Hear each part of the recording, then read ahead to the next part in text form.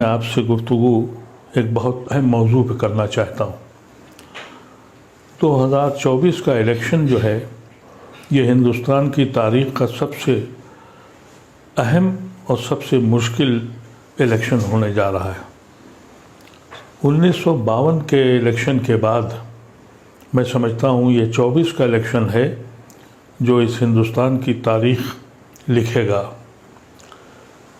1947 میں جب یہ ملک بٹا اس وقت کچھ لوگ اس ملک کو چھوڑ کے چلے گئے اور کافی بڑی تعداد اس نے گاندھی کی آواز پر، مولانا آزاد اور نہرو اور اس وقت کے کابرین کی آواز پر اپنی کشتیاں جلا دیں، ایک جناح کو ٹھکرا دیا اور یہ فیصلہ ہوا۔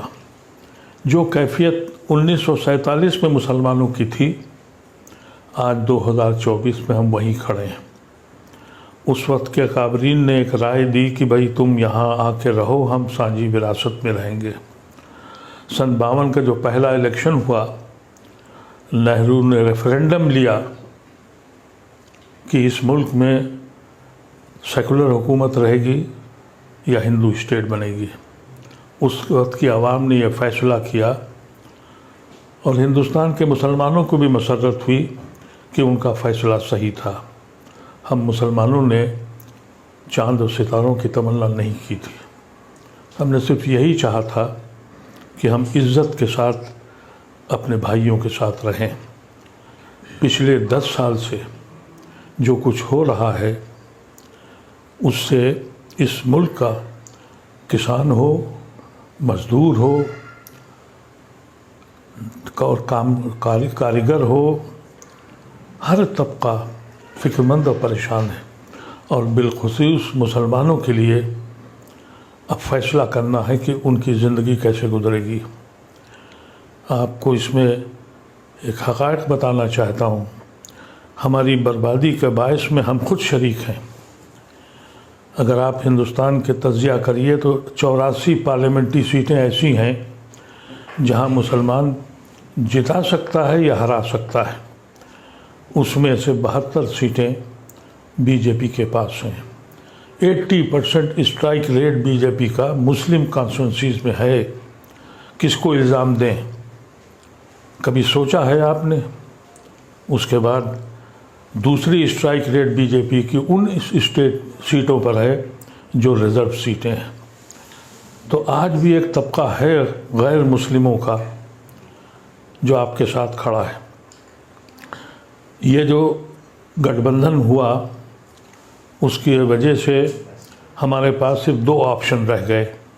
ایک آپشن یہ ہے کہ اگر ہمیں اس ملک کو بچانا ہے اور اس ملک سے ہمارا تعلق یہاں کے آئین اور سنویدھان سے ہے، ایک طبقہ کھڑا ہوا ہے کہ ہم سنویدھان بنا بچائیں گے، اور دوسرا طبقہ یہ کہتا ہے کہ ہم سنویدھان بدلیں گے۔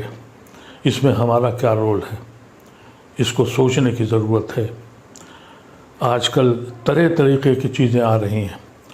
میں نے دیکھا کہ کچھ لوگ مسلمان اتنا پریشان ہو چکا ہے کہ اسے معلوم ہے کہ اس کی درسگاہیں، اس کی خانقاہیں، اس کی مساجدیں، اس کے قبرستان روز چھینے جا رہے ہیں۔ یہاں تک کہ کورٹ اب یہ بھی کہہ رہا ہے کہ آپ مدرسہ بند کر دیجئے، سیکولر ملک ہے، اور یہ ایسا سیکولر ملک ہے جہاں پارلیمنٹ کا افتتاح ہوتا ہے تو ہون کیا جاتا ہے، یہاں شیو مندر جتنے ہیں وہاں پڑھائی کی جاتی ہے۔ جب یہ حالات ہو جائیں پھر بھی ہم نہیں جاگ رہے ہیں۔ میں آپ سے گزارش کرتا ہوں کہ اگر آپ اس وقت بھی بہک گئے، کیونکہ بہکنے والے لوگ ہیں، ابھی بہت سے وایا میڈیا پولیٹیکل پارٹیز نے نکالے ہیں، ان کی سہیوگوں کے ساتھ جڑنے جا رہے ہیں، کہتے ہیں کہ یہ فلاں فلاں سہیوگی جو ہے اس کے ساتھ ہم جا رہے ہیں، یعنی مسلم ووٹ کو بانٹنے جا رہے ہیں۔ یہ بات کب آپ کی سمجھ میں آئے گی کہ وہ علاقے جہاں آپ جتا سکتے ہیں اور ہرا سکتے ہیں، اور 4 جون کو اس ملک کا فیصلہ ہوگا اور آپ کے مستقبل کا فیصلہ ہوگا۔ میں آپ سے مدبرانہ خواہش کرتا ہوں، سوچنا شروع کیجیے۔ کبھی سوچئے آپ کہ ہم گنہگار ہیں یا نہیں ہیں، ہم کہاں کھڑے ہیں۔ کبھی ہم ان کے بھائیوں کی حیثیت سے ہندوستان میں رہتے تھے، آج اسی در پہ گنہگاروں کی طرح بیٹھے ہیں۔ صبح اور شام ہم کو یہ بتانا پڑتا ہے کہ ہم دیش بھکت ہیں، دیش دروہی نہیں ہیں۔ اتنا سب ہونے کے بعد بھی مسلمان سوچ نہیں پا رہا ہے، اور کچھ لوگ ہیں جو کہتے ہیں کہ ہم پاسماندہ ہیں اور فلانا اشراف ہے۔ جا کے دیکھیے ان اشراف کی کوٹھیوں کو اور ان کی حویلیوں کو، جو جن کھنڈرات میں اب کبوتر کے بسیرے ہو رہے ہیں۔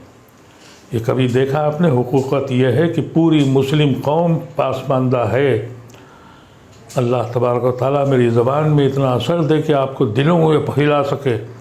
میرے پاس وہ زبان نہیں ہے، میرے پاس وہ قلم نہیں ہے جو آپ کو سوچنے کے لیے مجبور کرے۔ اگر آپ نے اس بار بھی یہی کیا، اگر آپ 5 سیٹیں بھی کم، ووٹ بھی کم کر سکتے ہیں، تو یقین کیجئے کہ آپ ملت پر اور ہندوستان پر احسان کرنے جا رہے ہیں۔ ہمارا تعلق اس ملک میں ہندوستان سے صرف آئین کے ساتھ ہے۔ اگر آئین چھین گیا، اور جو چھینا جا رہا ہے اور اعلانیہ کہا جا رہا ہے، پھر بھی سمجھ میں نہیں آ رہا ہے۔ پھر بھی کچھ لوگ کہتے یہ ہیں کہ فلانے کا ووٹ ہے، فلانے کا ووٹ ہے۔ اس وقت ہمارے پاس صرف 2 ہی آپشن ہیں۔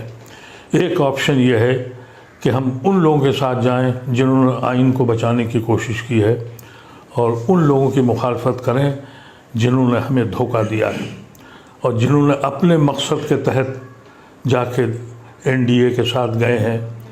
ان لوگوں کو خاص طور سے آپ اندازہ کر لیں کہ ان کے خلاف آپ متحد ہو جائیں۔ اگر آپ اپنی 84 سیٹوں میں سے 50 اور 60 سیٹیں بھی کم کر سکتے ہیں، تو یہ ملک بھی بچ جائے گا اور آپ بھی بچ جائیں گے۔ اگر آپ کی بات میری سمجھ میں آ جائے تو خدا را اپنے ساتھیوں سے کہیے، ان تک پیغام پہنچائیے۔ یقین کیجئے کہ اگر آپ نے 5 ووٹ بھی کم کر دیے تو یہ کار خیر ہے، یہ ہمارا ملک بچ جائے گا۔ میرا دین بھی کہتا ہے کہ ظالموں کے ہاتھ روکو، تلواروں سے اب نہیں روک سکتے، ووٹ سے روک سکتے ہیں۔ ایک ظالم جنہوں نے اس ملک کو، زمین کو جہنم بنا دیا، اور ہم اپنے گھروں پہ بیٹھے ہوئے ہیں۔ اب بیٹھنے کی ضرورت نہیں ہے، اب صرف یہ فیصلہ کیجئے، کوئی ہو، اگر یہ جیت گئے تو جو لوگ آپ کے ساتھ ہیں یہ بھی ہم کو قسمت کے حوالے کر کے چھوڑ جائیں گے۔ کتنے چھوڑ گئے، کچھ تو دولت کی لالچ میں، کچھ خوف کی لالچ میں، اور اگر یہ دوبارہ جیت گئے تو پھر وہ جو بچے کے جو سیکولر ہندو آپ کے ساتھ کھڑے ہیں، یہ بھی آپ کا دامن چھوڑ دیں گے۔ پھر آپ کے بچوں کا کیا حشر ہوگا؟ اور اگر آپ جیت گئے، ان کو روک لیا آپ نے، تو آپ کا وقار بلند ہو جائے گا۔ آج آپ کی حیثیت کیا ہے؟ کوئی پولیٹیکل پارٹی آپ کو گھاس نہیں ڈالتی، آپ کو بلاتی نہیں ہے۔ یہاں تک کہ جو مسلم کانسٹیٹوئنسیز ہیں وہاں پر بھی غیر مسلموں کو دیتی ہے، اور مجبور ہیں ان کو جتانے کے لیے۔ ایسی شکل میں ایک بات سوچئے گا ضرور، اور اس بات پہ سوچئے گا کہ یہ ایک آدمی جو بیماری کے بعد اپنی عمر کے ساتھ اور بیماری کے ساتھ جس کی آنکھیں اپنے رب سے ملنے کو بے چین ہیں، یہ اس کا آخری الیکشن ہے۔ میں الیکشن کا کینڈیڈیٹ نہیں ہوں، لیکن اپنی ملت کی طرف دیکھتا ہوں تو دور دور تک کوئی دکھائی نہیں پڑتا۔ سارے اختلافات چھوڑ دیجئے، ساری جماعتیں چھوڑ دیجئے، اشراف و پاسماندہ چھوڑ دیجئے، صرف ایک فیصلہ کیجئے کہ اس ملک کے قانون کو، اس ملک کے آئین کو بچا لیجئے۔ ہمارے بزرگوں نے اسی آئین کی روشنی میں ہم نے اپنے ملک کو، ایک مسلم ملک کو چھوڑ دیا تھا۔